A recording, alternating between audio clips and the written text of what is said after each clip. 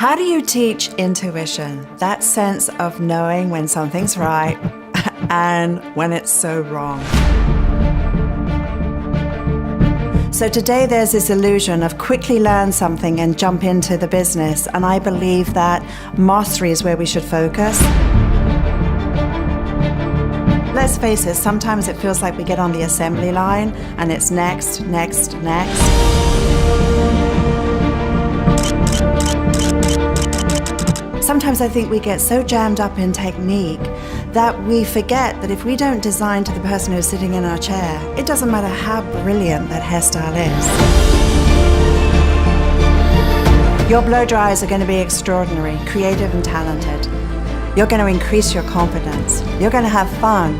You're going to have more diversity in your work.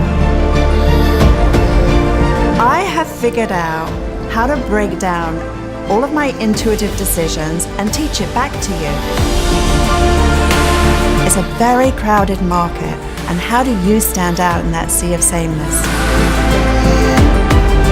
I'm Vivienne Mackinder. I hope you'll join me for one of my workshops.